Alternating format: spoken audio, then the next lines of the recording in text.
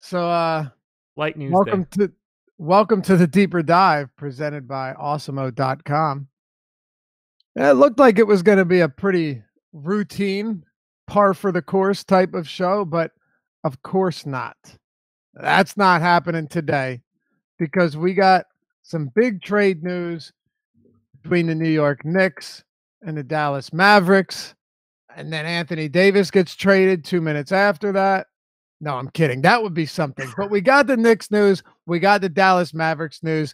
Adam Sharp, break down this trade for us and how it affects today's slate. Because you were writing the deep dive, and I know what that's like, man. I've written it on trade deadline day and just waited till 3 p.m. to even start. Yeah, it's not a fun time, but as far as for the slate goes, it means that we get to play a bunch of pretty shitty Mavericks players and hope for the best.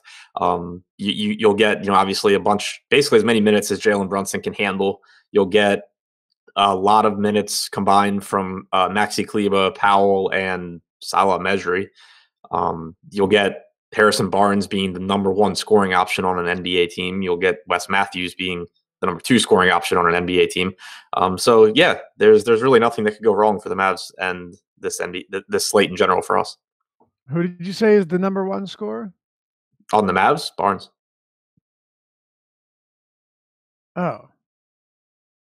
Okay. Who else would it be? Luka Doncic? He's doubtful. Oh, is he? Oh, wow. When was this? A few hours ago? Right before the trade. Well, shows where I'm at. See, Tuesdays are difficult for me because I will do the strategy show and then I'll try and get stuff done in my life. But yeah, good catch. I understand the facial expression now. I'm like, who does he think shooting more than Barnes? I'm thinking like, wait, are you really missing it? And the problem is that whenever, I'll be honest, this is probably a blind spot for me. Whenever I see Luka Doncic questionable, I'm like, okay, he's playing. Yeah, no, so do I, but he's actually doubtful. So right. No, yeah. So I assume that means he's questionable, but right. Like, actually questionable. Yeah, big miss. I also thought you were talking about going forward, number one scoring. Oh, no. I meant specifically tonight. Right, but no, I actually had missed that he was doubtful. I really Wait, don't. Wes Matthews got traded also? Wait, now are you serious or are you joking? I don't know. Someone in chat just said that. I knew Wes Matthews. Yeah, Wes is no, Wes was in the original. So it's in the original trade. Wes Matthews was in it. So okay, because I'd seen Smith and Jordan. I missed Matthews.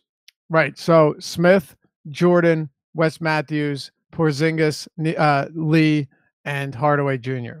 Oh, good. So it's even worse than I thought. What's even worse than you thought? The Mavs tonight. Yeah, it is. They are. Yeah, they're going to be significantly shorthanded. So that means more minutes than I thought for Dorian Finney-Smith, Devin Harris. Yep. Cool. Adam, check your DMs. I laid this out for you in a screenshot. I think he's got it now. Do either of you didn't even know Luka was questionable or doubtful? That had nothing to do with the trade. Leave me alone. You got it, guys. Oh man. But yeah, so the best part about this too is it's not like it happened on a team where some of the bench guys are really good and they're just like itching for an opportunity to erupt. Right? Talking like Jalen Brunson and God, this is, well, it's the second game we're going to talk about. So let's just jump right into it because we don't have all day. Glad to have you guys with us. Apologies for being all over the place at the start, but we generally try and get you accurate information here on the Deeper Dive. And when we don't, we correct ourselves. Also, I got to apologize. We both do because you didn't catch me on it. So I hold you partially responsible, but me mostly responsible for yesterday. For the first time since I've been doing live shows, which is upwards of 5 years now, maybe more, I entirely skipped a game. Just skipped it. Now, it may have been a good thing because I really liked Collison and you really liked Otto Porter, but we totally missed Indy Washington yesterday. Yeah, I didn't even notice it until I messaged you right after the show. I was like updating my exposures and everything, and I was like, I don't remember talking about Collison or Porter or anyone else in the game. Oh man, I was humiliated. And a couple of people mentioned it on Twitter. So apologies from us. We strive to be better here at the Deeper Dive. Starting today, that changes. Or we just get back to what we did because we never missed games. Starting today, we cover every game on the slate. Right, as we've done every day except one. But hey, the least we can do is cover all the games. All right, let's start with Orlando and Indiana. We won't miss them today. I'll tell you what, Darren Collison, what a shit sack he was yesterday. I mean, that's really as bad as you can possibly get. This guy only plays 25 minutes, first of all. They get blown out by a Washington team that was, I believe, playing their second of a back-to-back. Just a horrible performance. 3 points, 2 assists, 2 rebounds, 10 fantasy points. You don't get any worse than that. And the amazing thing, Adam, is this is a guy who was starting Edmund Sumner,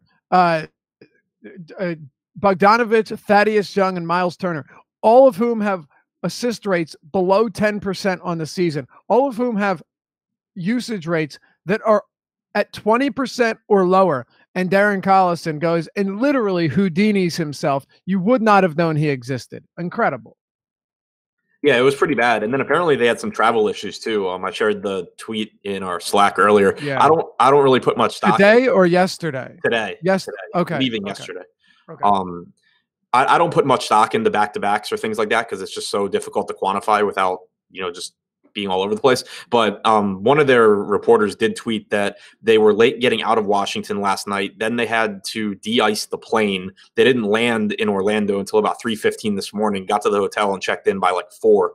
So if you're someone who does put more weight into stuff like that than I do, that's probably worth knowing. Yeah, and another thing too is the Pacers have, since Oladipo went down, they just look completely deflated.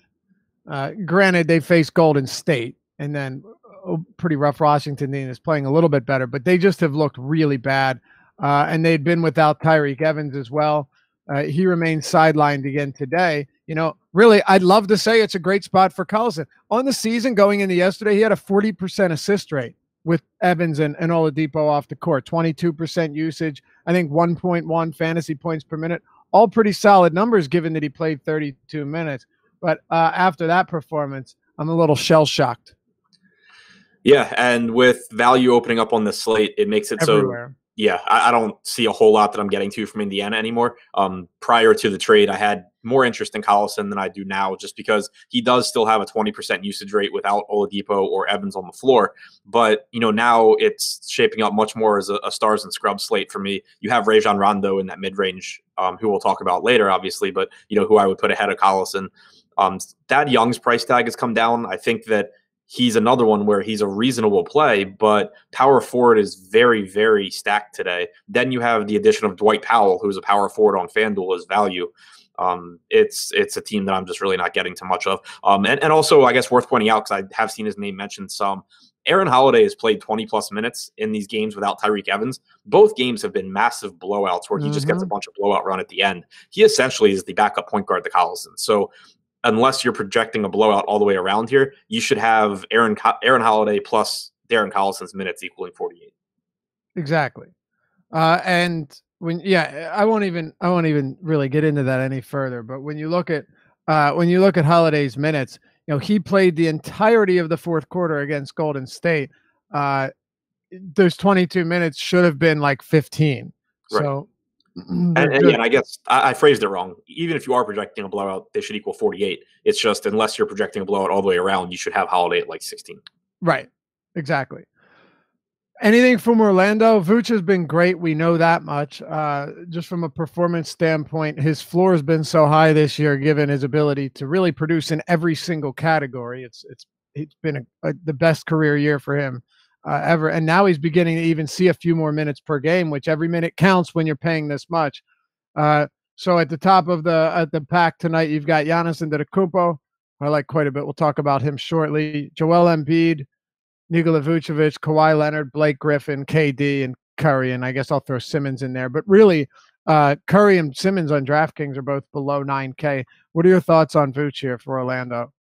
I don't have any issue with Vooch. Should play around 34 minutes, assuming this game's competitive. He's been absolutely phenomenal. The issue is more that on DraftKings, he's $600 less expensive than Joel Embiid in a game with 241 total. It's really tough for me to prioritize Vooch over Embiid at a similar price tag. On FanDuel, I think probably a little bit easier to get to him since Embiid's a little more expensive, but still it's over a 10K price tag now. So I have him projected for around 50 points, which obviously is really good, but it's still just not getting him into a ton of lineups for me either. Aaron Gordon is the only other guy that I really have interest in from this team. He's playing monster minutes right now, 37 to 40 minutes in each of his last 3 games. And if power forward weren't so deep, I would expect that I get a lot of him. As it is, I think he'll probably be my highest owned Orlando player, but still not quite a priority for me on this particular slate because of the depth of the position. Yeah, pretty much exactly what Josh and I mentioned or discussed on the strategy show today. It's going to be tougher to get to Vooch when you're talking about a price point that's so close to Joel Embiid in a game that has a 240 total. That makes it a little bit difficult. I want to ask you one more thing too. What are your thoughts on? God, we spent way too much time in this morning. Now that I think about it, and I agree with you on Aaron Gordon. But thoughts on a guy like? Well, you know what? No, this is what makes it so difficult because earlier today, Josh, are you there? You can you hear me? Mm-hmm. You remember earlier today we said, well, yeah, if value doesn't open up, guys like Terrence Ross and such are going to be real solid. You even mentioned Wesley Matthews. It's not like value opened up, but a nuclear bomb was dropped on the slate, and it just changes the entire landscape of everything from what we talked about today, outside of the mid-range and top-tier guys, but value's out the window. Yeah. Right. It just becomes you don't really need to. DJ Augustine's in that category as well. That you just really don't need to get there. Like Jonathan Simmons is questionable if he's out. He just got ruled out. He just got ruled out. Oh, perfect. So you should see a couple more minutes for Evan Fournier, and then you should see Iwundu back in the rotation. That information is basically completely useless now. It would have been a little bit more helpful had the slate been the same as it was an hour and a half ago. Right. Like, hey, potential 32 minutes from Terrence Ross. That's not bad at 4,900. But now it's kind of like, we can do better. And that's pretty much the case. Last question here. We'll move on. Any thoughts on someone like Sabonis, whose price has come down to 6K on DraftKings against this Orlando team, assuming the game isn't a blowout, 6,200 on FanDuel. He's obviously suffered from blowouts because these guys that are coming off the bench are not going to close out these games in these situations. I think the price tag's low enough where if you're playing a bunch of tournament lineups, it's not insane to have some of him. The problem is just that we've seen Miles Turner, for one, play really well, and two, his minutes are trending up. And the more minutes Turner plays, obviously, the fewer minutes that you can predict or project Sabonis for, especially with TJ Leaf in the rotation. Thad Young, obviously, still playing big minutes. So it's just tough to get Sabonis enough minutes to be a good play unless you're giving, Turner an injury or foul trouble or something. Yes, sir. Let's move on then. We'll get this one out of the way now. It's the second and last 7 p.m. Eastern game. Detroit, Dallas. In Detroit, we've got ourselves a 206 total here. The Detroit Pistons are favored by 7. That line moved quite a bit. It should come as a surprise to nobody. Let me check on Pinnacle just to make sure that this is accurate. Right now, it's at 7 points. This just changed a whole lot. We really could use a lot more time, but what are you going to do? And hey, it's warm in Detroit today. It's 2 degrees.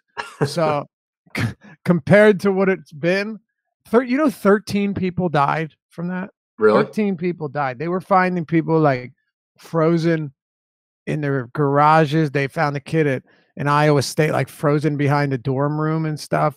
And he wasn't drunk. Wow. Crazy. Yeah. Crazy. Like that type of weather is, I don't want to say unprecedented, but I don't remember the last time that's happened. No, that's insane. Yeah. 5. It was like, I woke up today, it was 0 degrees. I think it's 5 degrees now. So pretty good stuff. But anyway, Detroit and Dallas, they're 7-point favorites now. Here's what we'll do. Let's get Detroit out of the way first. And then we'll talk about Dallas. Because this morning, Reggie Jackson was a good value play.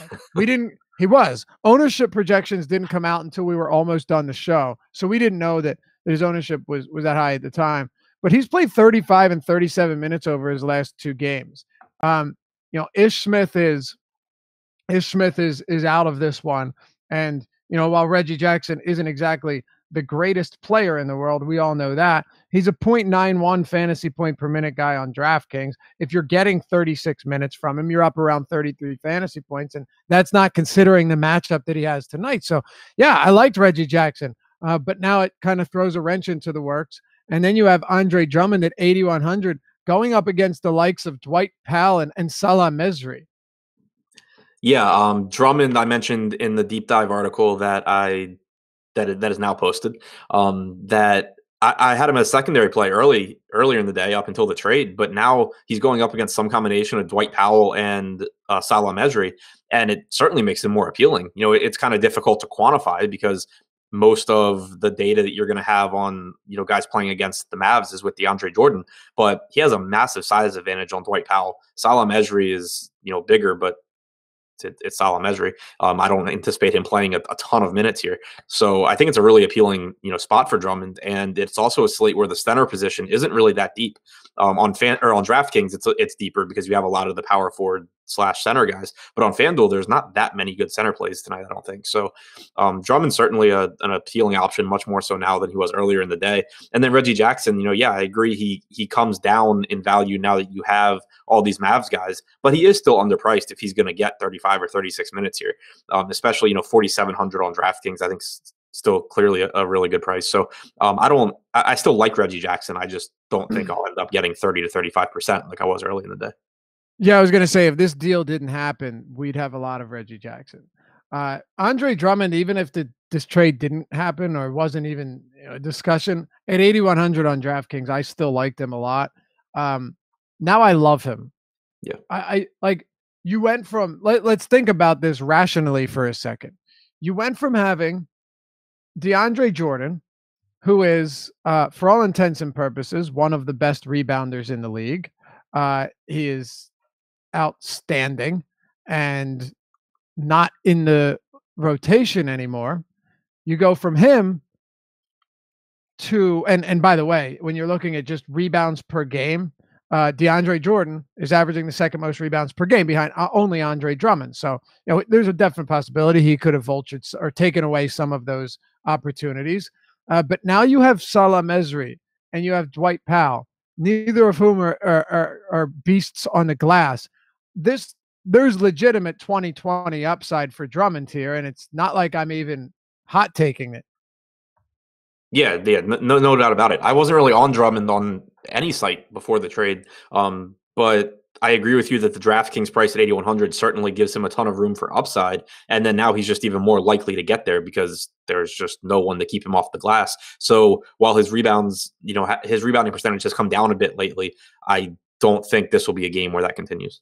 So Keith Smith, a reliable source, and shout out to the real Josh05 in our premium Slack chat for mentioning this, tweet from Keith Smith. It's very important. I just want to make sure this is authentic before I read it, because I try and, not put bad information out there for you guys. So Keith Smith, is it here? Is it here? Is it here? It's about, oh, here we go. Yep. 11 minutes ago, Keith Smith, by the way, contributor for Yahoo Sports and what's a bunch of other stuff. But he said, it sounds like, you ready for this, Adam? Salah Mejri will be waived to clear roster spot for the Mavericks to complete this 4-for-3 trade. Mejri or Brokoff were the choices for Dallas, as both have the smallest contracts and are at the end of the rotation. So, yeah. So no Mejri tonight. Fire up Andre Drummond, baby. Yeah. I don't even know if that would have made a difference, but it also makes Dwight Powell that much more appealing. Yeah, I mean, Dwight Powell has to basically – Dwight Powell is – it's probably to the point with Dwight Powell where he will play until he has 6 fouls. I mean, how many minutes? Dirk's going to get some center minutes. Right, but they're also on a back-to-back. I mean, I don't think Dirk comes out here and plays like 20 minutes or anything. Totally understood. What I'm saying is, I think you could see a 33 and 15 situation. Sure. Yeah. And then you get more, you get minutes for Brokoff and Finney-Smith, right? Right. So if Dirk just backs up at center, you could easily see, I wouldn't be surprised to see 35 minutes from Powell, honestly. Yeah. Right? The point that I think we're both making is like when Mejri was there, I was projecting Powell for like 28 minutes, kind of trying to keep things in check because I thought he could get more, but there was also a possibility where he didn't. Now it's kind of like no matter how bad he's playing or how many fouls he's picking up, he kind of has to play at least enough minutes to make him a good value play, if not enough to be, the top point per dollar play on the slate. Absolutely. Dear God. All right, so now that we have that information, let's hope that, and look, this guy is a reliable source, but it's not confirmed. So let's make sure this is the case with Mesri, because that could still change things. That isn't to say we don't still like Dwight Powell regardless, right? Right. I mean, I still expect him to get 30 minutes. Worst case scenario, maybe 28, but he's basically the bare minimum. And now I'm saying worst case scenario if Mesri is still on the team and plays. Right. All right, let's talk about this. Doncic doubtful. So let's go over. Let's go ahead and do this.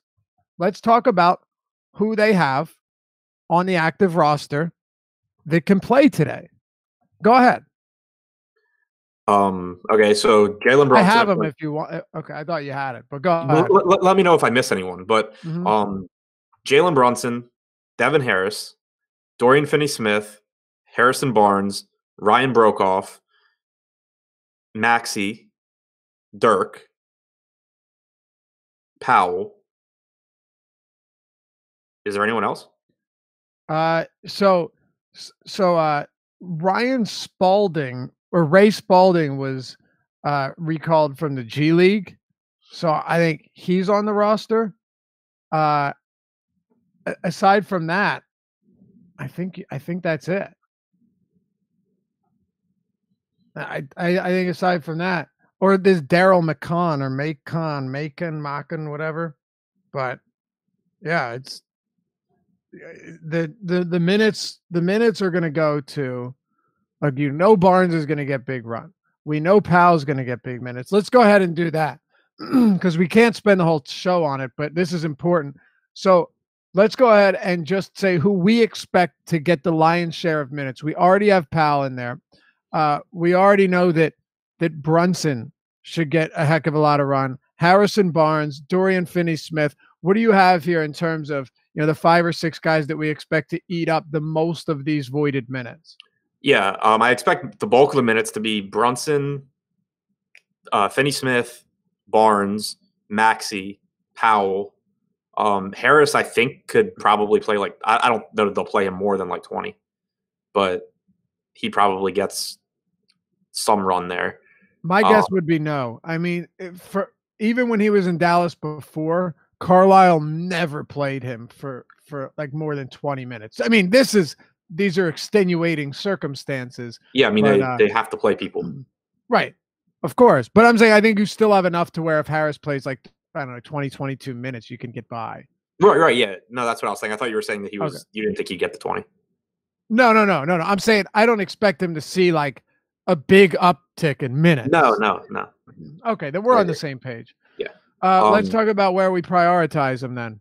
Yeah, so I mean, that's where obviously it gets interesting. You have the 2 value guys in Brunson and Powell. Powell's always a productive player. It doesn't really matter. He's a point per minute guy. It's just a matter of getting his minutes. Brunson, it really depends who he's out there with. I was actually kind of surprised to see how productive he's been in, albeit limited time without any of the, Dennis Smith Jr. or Luka or, Matthews. What do you got? Fantasy point per minute overall. If you put Barnes on the floor, the sample size gets a lot smaller, but still 0.8 fantasy points per minute, still a 21% usage rate alongside Barnes without Luka or Finney-Smith. And I mean, he's going to have to play tons of minutes here. So it's just a really good play, I think. It's incredible that you start a lineup with 4 or 5 guys from this team. And earlier in the day, it was I don't want anyone from this game. Maybe Drummond, maybe Jackson. And now this is what we've got. So do you want to move on? Is there anything else? Because I don't want to miss anything here. Of course, Live Before Lock will be coming up next, take you up till 7 p.m. and hit on anything we missed. Any developments in terms of the trades that we missed, Josh and Eddie will be sure to let you know. But What else before we move on? Harrison Barnes has played 141 minutes since the start of last season without any of Jordan, Smith, Barea, Doncic, or Matthews on the floor. 31.9% usage, 1.15 DraftKings points per minute. Who was that? Harrison Barnes. Yeah, okay. And what was his per minute? I was reading our chat. I'm sorry. 1.15 DraftKings points per minute, 31.9% usage. Not bad. Not bad. God, this is a mess. What a mess. All right. Milwaukee and Toronto. We had a long conversation about this. We went 2 hours on 6 games today. We got problems. I know you guys have done it as well, and you get a bunch of the big slates for the strategy show. But when you're not restricted by time, you don't really think about it. You know, when you look at Giannis when he's faced Toronto this year, by the way, this game in Toronto, and I was surprised to see that it had a 230 total, which actually went up to 232, mainly to do with just the incredible efficiency of both of these teams. But Toronto, 2.5-point favorites here at home. Giannis was guarded most of the time by Pascal Siakam, and Middleton saw a lot of Kawhi Leonard treatment. Now, it wasn't what we've seen from Pop in the past, where like Pop will just freeze out guys. We'll output Kawhi on a guy and just freeze him out, as we've seen him do so many times before. It was distributed amongst a bunch of players, because you never see one guy individually guarding someone the whole game. That's a silly misconception. But Giannis did not see a lot of Kawhi Leonard whatsoever. In that last one, he got 25 shots up. I've got to tell you, especially with the value, I do like Kawhi Leonard quite a bit today. Do you have Giannis Antetokounmpo quite a bit today against Toronto. Do you have any interest in him or anywhere from Milwaukee now that all this value's opened up? Yeah, I have a lot of interest in him, especially on FanDuel, where you have to roster the 2 small forwards. But even on DraftKings now, with all the value out there, I mean, this guy's averaged 1.6 points per minute for the season, 1.7 over the last month. The biggest issue for him has been playing time more than anything, because for one, he doesn't normally play, 38 to 40 minutes like some other superstars. But Milwaukee also just beats the shit out of so many teams. They're so good. Now you have them going into Toronto in a game with a 3-point spread that should be competitive. It matters for seeding purposes. It's actually a very good Eastern Conference game. I expect that you see at least 36 minutes from Giannis here. It's obviously a very good Toronto team defensively, but that just doesn't matter to me nearly as much as what Giannis is capable of doing. The price tag's affordable. There's more than enough value to get to him on the slate. So yeah, I really like Giannis. Me too. I liked him a lot earlier, and I like him a lot more now. Just because now I don't even have to worry about how I'm going to get there or what I'm going to do to make it work. Just really like this. And you know what else? You had talked about the minutes. I see him getting upwards of 38 if this is close, and I expect that to be the case. So pretty excited about Giannis here. Now, I tell you though, I'm not really high on the rest of this Milwaukee team. Are you on Middleton or anybody else here? If so, let's talk about it. No, not with any sort of frequency. I'm much higher on the Toronto side than the Milwaukee side, with the exception of Giannis. Well, let's talk about Toronto then, and just to be clear, we do like Giannis a lot. And man, you're getting him at a price point where it's kind of hard to ignore it, even if the Dallas trade didn't happen. 10-6. What is he? 10-6 on DraftKings. 10. Yeah, pretty nice in a game where I expect him to get well over 35 minutes. Talk to me about Toronto, 2.5-point home favorites in a game with a 232 total. Yeah, so I mean, it's a pace-up spot for Toronto against Milwaukee. Again, Milwaukee's a good defensive team, but the extra possessions are important here for Toronto. It should be a competitive game where all these guys play towards the tops of their minutes ranges. And we've also seen a slight change in Toronto's rotation, with Greg Monroe starting to be phased out. Pascal Siakam picking up more minutes at the 5. This matchup against Milwaukee is not one where I expect Monroe to suddenly reemerge in the rotation. There's no real need for him against Brook Lopez, Ersan Ilyasova, or DJ Wilson. So you should get more minutes for Ibaka. We saw 36 from him last game. I think he can get there again today. And then you get more minutes at the 5 for Pascal Siakam, which is more productive because he's closer to the basket. Also, he's playing with the second unit. So I really, really like Siakam at 6,200. He's basically been a point per minute guy with or without Leonard on the floor. He's needed for defensive purposes, obviously, in this game. There's just a lot for me to like about him. Ibaka I like as well. I like the minutes. It's just that you have to keep in mind that he's going to play almost all of his minutes with Kawhi, and he has taken a hit there this season, but he's still a really good play. Kawhi Kawhi himself, I think, is a good play. The problem with him is that he's between Giannis and Durant, who I like both of those guys more. So whatever Kawhi I get, I'm happy with. But I'll have more Durant. I'll have more Giannis. The real priorities for this team for me are Siakam and then Ibaka. Yeah, I like that. In terms of prioritizing this game, Giannis for me, then Siakam, and then Ibaka. For you, where do you prioritize if you had to group, 3 or 4 together? Yeah, Giannis, then Siakam, then Ibaka, then Kawhi. Or wait, sorry. Yeah, Siakam, Ibaka, Kawhi, and then Danny Green is a decent value play, especially on DraftKings at 42. By the way, Corey Joseph is starting in place of Tyreke Evans today. So Corey Joseph, not Edmund Sumner, unless in some weird twist of fate we see Darren Collison sit because he's been so terrible. But we have got Corey Joseph starting in place of Tyreke Evans. Do with that as you please. San Antonio and Brooklyn, Adam. Let's get into it. Another one, 227. 227.5 total. Not bad, huh? Spurs at home against Brooklyn. It's a phenomenal spot for LaMarcus Aldridge, getting big center minutes, playing really well. Yes, DeRozan is back in the rotation, but it's a very, very appealing spot for Aldridge as well. Let's talk about this Spurs team that at home is favored by 8. Yeah, pretty site-dependent team for me with Aldridge in particular. He's the most expensive power forward on FanDuel. I love the spot, but at a position as deep as power forward is, I don't think that you really have to get to him there. But on DraftKings at 8,300, I think that's a phenomenal price tag. Going back to the start of December, he's played 30 games, 26 of them DeMar DeRozan played.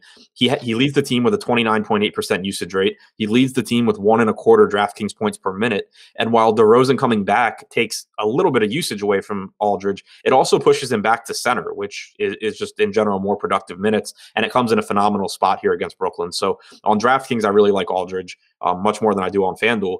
DeRozan I like on either site, but I think probably is actually an even better play on FanDuel where you can't like slide some of these cheap point guard options down to shooting guard and then pay up elsewhere.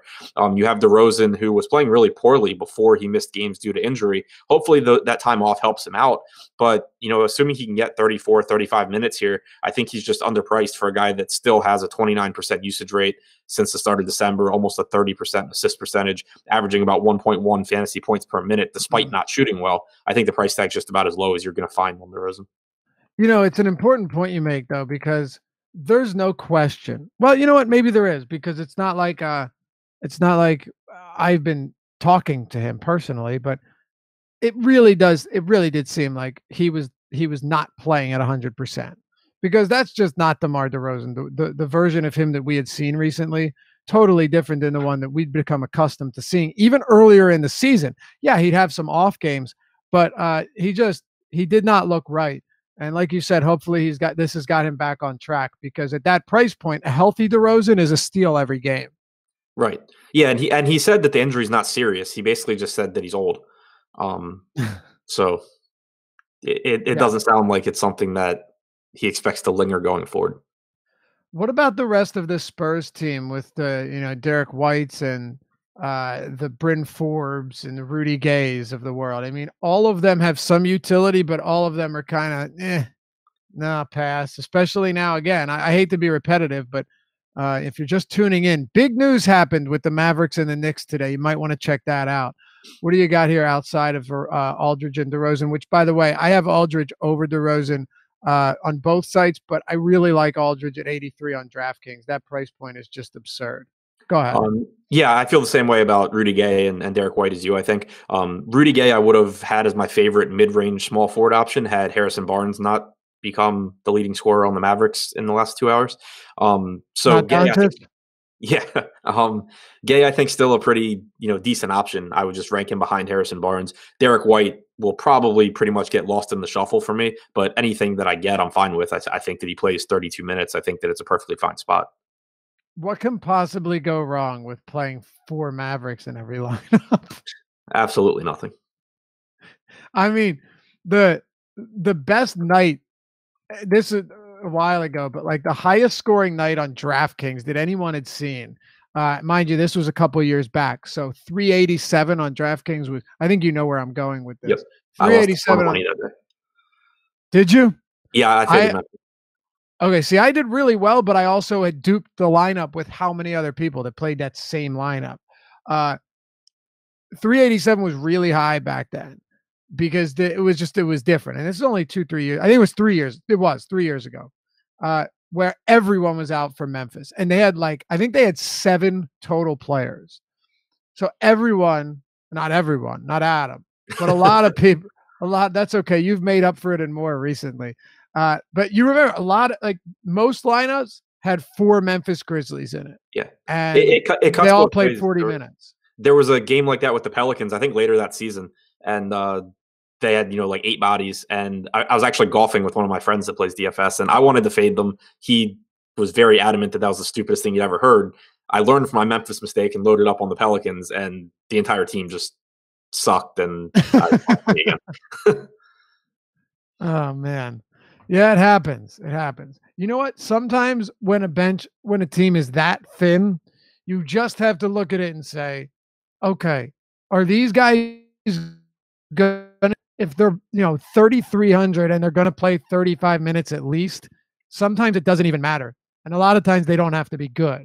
But also be careful. Sometimes people get a little bit overexcited and don't really look to see if there is depth, and some teams have more depth than you think. I'm not saying that's the case with Dallas, but we've seen it happen a lot. Kadeem Allen, stuff like that. Exactly like Kadeem Allen. That's a perfect example. Yeah, perfect example. All right. On the other side, let's talk about Brooklyn. Any interest here? Not really. Not anymore. I mean, D'Angelo Russell's fine. He's obviously my favorite player from the Nets. He's the guy that if Brooklyn, plays this game close to the end, you expect to have a big game. But again, his price tag just isn't really that cheap. Like, you're talking about $600 more for D'Angelo Russell than for DeMar DeRozan. I would need some pretty steep ownership differences to be doing that.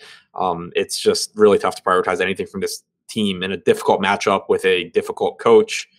Yeah. Okay.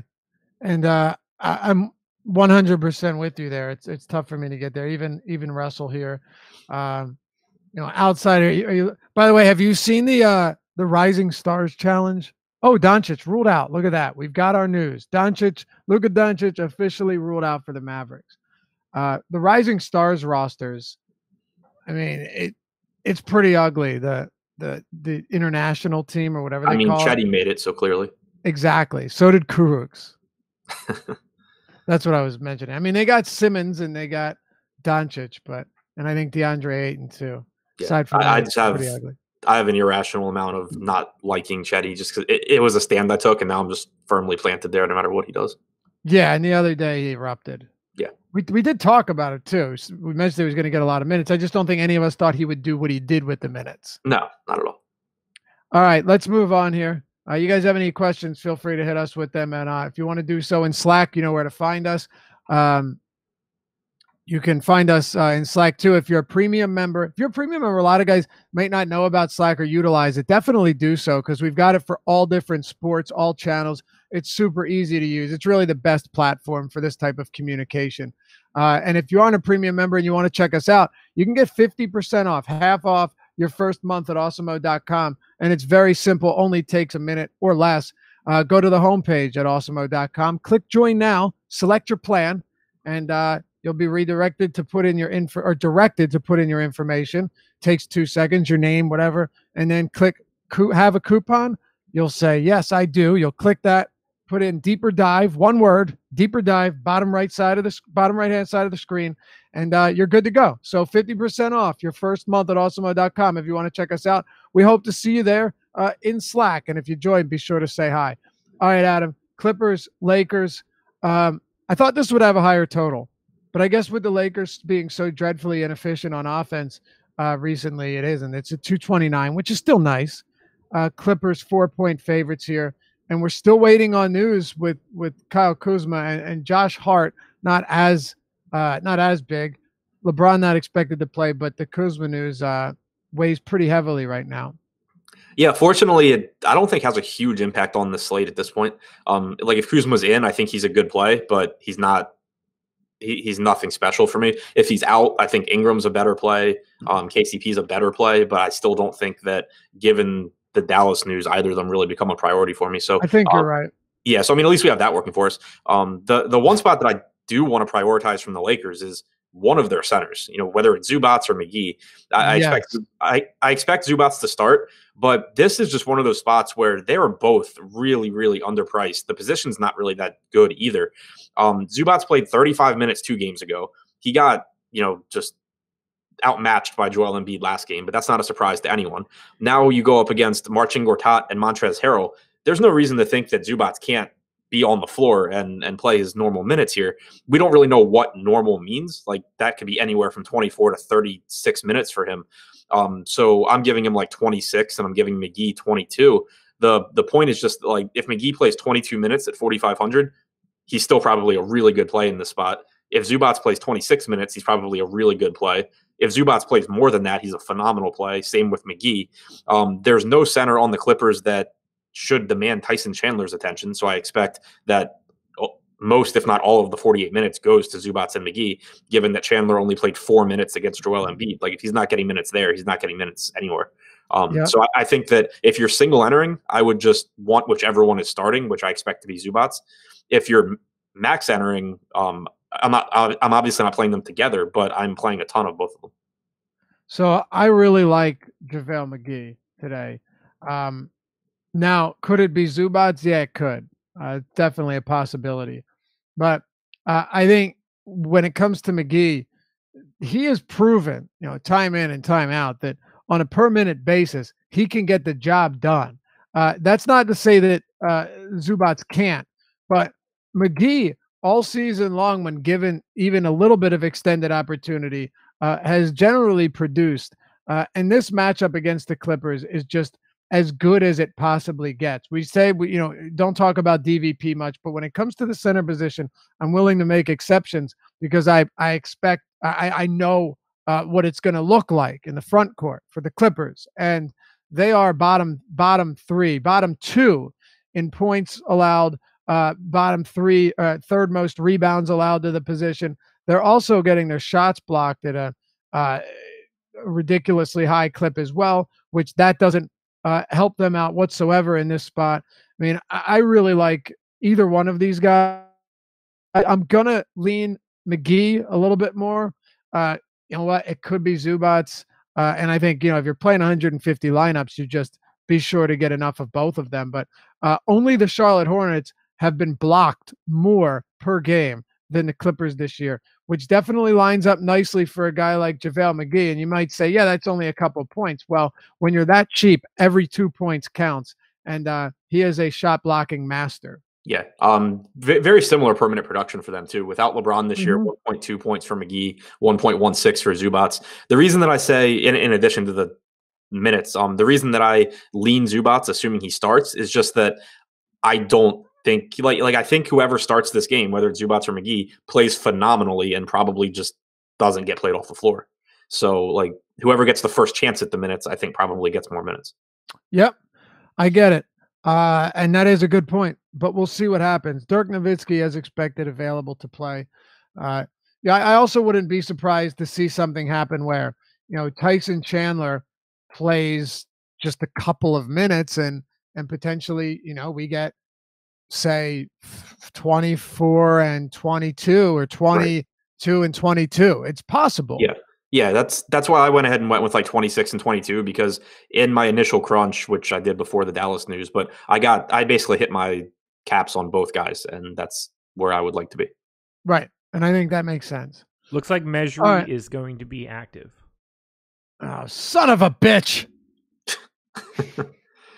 Thanks, Keith. Keith Smith. Oh my God! You know what? I should have known by that avatar, by that headshot that he's got. I should have known. So Rick Carlisle plays Mejri 48 straight minutes and then releases him after, right? Yep, that's what I'm thinking. Per Tim Cato, he's talking like it's going to be Ray Spalding that is the obvious cut, which, whatever that is. Right. Yeah. I mean, props to me for knowing that Ray Spalding was on the team, but that's another story.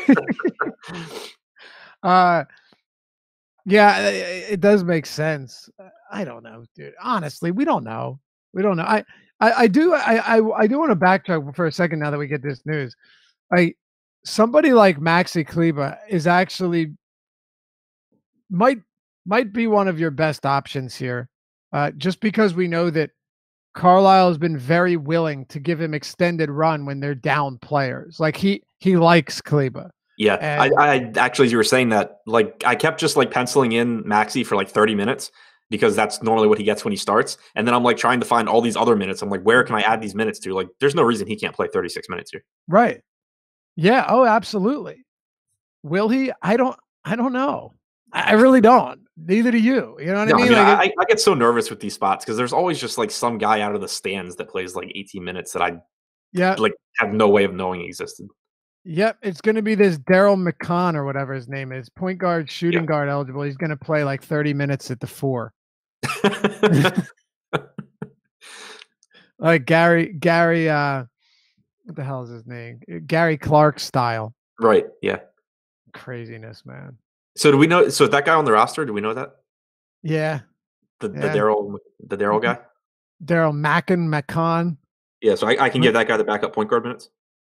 If you know what, you can do whatever you want, bro. I'm not telling you what to do here. It's Macon. Okay. Daryl Macon. Thank you, Basketball Reference. You've served me well once again. Yeah. 23-year-old shooting guard, right-handed from Little Rock, Arkansas. You know all about him, right? Yeah. You got any good nicknames? No, I don't know if he's worthy of nicknames. Maybe in high school or something. Here we go. Carlisle said they have 10 active guys. Brunson, DFS, Barnes, Maxi, Powell, Harris, and Dirk, definitely. Salah Mejri and Ryan Brokoff are warming up, so that gets you to 9. Last spot is going to be Macon. Oh, go ahead. Do me one favor. Just start over. And you could do slow, quick, doesn't matter. I want to put these down real quick so I can see it. Okay. 9 active. He said there's 10 active. Okay. Brunson, Dorian Finney-Smith, Harrison Barnes, Maxi Kleber, Dwight Powell, Devin Harris, Dirk, for sure. Salah Mejri and Ryan Brokoff are both warming up. That gets you to 9. The 10th spot is either going to be Macon, Spalding, or Antetokounmpo.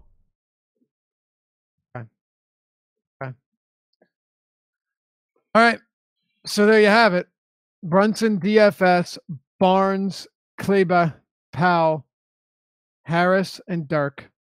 And then Mejri, Brokoff, and then Macon, Spalding, and Antetokounmpo. So there you have it, Adam. What do you make of that? I don't know. Same thing as before. But I mean, does it change any analysis here now that we have some but little clarification or clarity from Carlisle? It lowers everyone's floor. It doesn't change how I want to approach them. It just makes it so that there are at least enough bodies where things can get weird. But you can't really do anything with that. It's just know that the chances of you getting screwed by Dallas guys just went up a little bit. Right. Moses got he's making fun of my inability to spell or to pronounce Macon. Okay, let's move back to the Lakers and Clippers here. We talk about the Lakers. What are your thoughts on, just quickly, if you touched on them, go ahead again because I don't remember it, Rondo and just the rest outside of the center rotation? Yeah, Rondo's my favorite of the mid-range point guards on the slate. I don't know how much I'll get to because of it kind of turning into a stars and scrubs build, but averaging 1.06 points per minute without LeBron this season. If Kuzma's back, if anything, I think that helps Rondo because it gives him another shooter on the floor. 36 minutes, at least 36 minutes in every game since he came back. Fast-paced game against the Clippers, not a great Clippers defense. Nothing for me to dislike about Rondo. Outside of that and the centers, though, there's not a whole lot that I'm interested in from the Lakers. Agreed. And we will wait on the news on Kyle Kuzma and Josh Hart. For the Clippers, we're still waiting on Avery Bradley news. That could have some impact. Patrick Beverley with Gallinari out is already going to play heavy minutes. He has seen a price increase, however. Gilgeous-Alexander continues to do nothing in the time that he's been provided. And then you've got guys like Tobias Harris and and Lou Williams and Montrezl Harrell and the like. We'll talk about them. I will point out, if you're playing on Yahoo, Montrezl Harrell is $22, which is absurdly cheap. But also, Dwight Powell is center eligible and not power forward, which means Maxi Kleber probably becomes more appealing if you're playing over there on Yahoo. Go ahead, Adam. Clippers. Lou Williams is my favorite play here, playing around 30 minutes a night, if not more.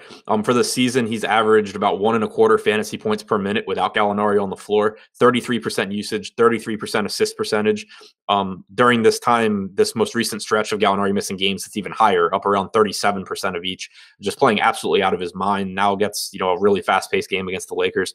So I still really like Lou Williams here. Harris is fine. The price tag is a little bit more expensive than I would like, but I don't have an issue with him, especially where he's a small forward, like on FanDuel. Harrell, I think, is fine. It's a good matchup against the Lakers. He hasn't been very productive lately, but I still think that probably is just noise and not really anything too concerning. It's a matchup where he obviously should play the bulk of the minutes at center, should get 30 to 32 minutes, so I like him. Whatever Beverly I get, I'm fine with. I don't think he'll be a priority for me, but he has been playing really well. He is playing huge minutes. He is still relatively inexpensive for the pace of this game. All right. Let's move it over to the last one here. I think in terms of watchability, Milwaukee, Toronto, and Philly, Golden State are going to be pretty fun games. The Warriors are so damn good, though, that they could win in blowout fashion, no problem. 9.5-point favorites. I hope they don't. 240.5 total. Warriors at the Oracle, hosting the Sixers, who are on a gauntlet of a road stretch right now, just brutal. Let's talk about the Warriors here. Stephen Curry's down below 9K on DraftKings, Adam. On FanDuel, he's 9,200. And I did want to point out something I talked about this morning. When you look at Curry, just be careful to look at the minutes that he's played as well, because they've been blowing teams out left and right. If you are getting Curry's regular 35, 36 minutes, some of these games go from okay to really good.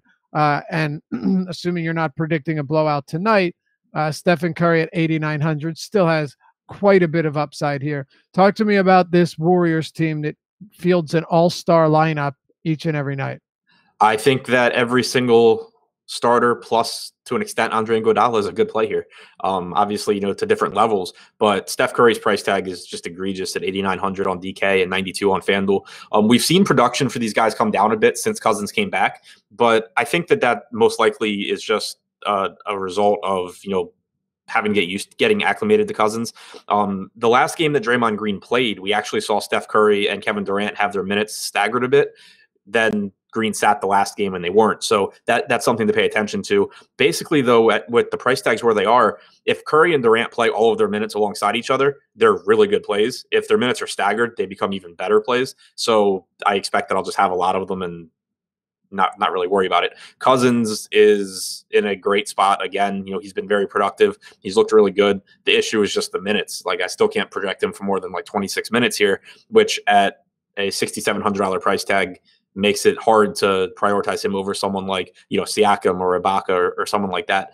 And then Draymond Green, you know what you're getting. Like, he's probably going to flirt with a triple-double. He's going to shoot terribly, but his production hasn't been hurt by Cousins. He's averaged 1.08 points per minute since Cousins came back. He should play 34 minutes in a competitive game. So I really like him as well. All right. Yeah, I'm with you on all of those guys. We're running out of time, so I won't repeat what you said, but I do want to ask, who in the world is Hayward Highsmith? Who? His name is Hayward Highsmith. He's on the 76ers. Haywood Highsmith. I have no idea. This is the first time I've heard that name. His name is Haywood Highsmith. That's right. He even played 4 minutes against Denver. Shame on me for not knowing.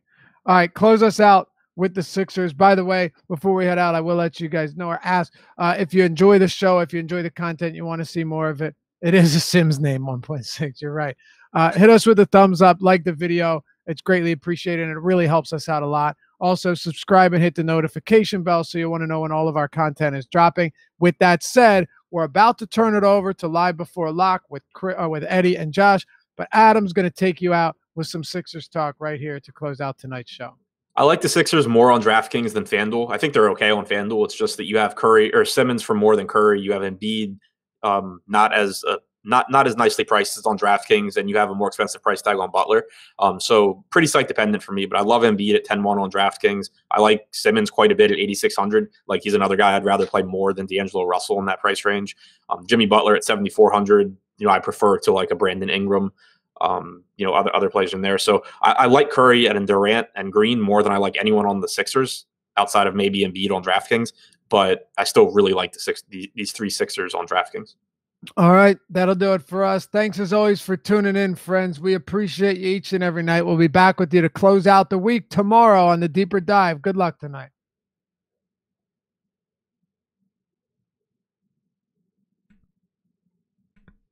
Good show, guys.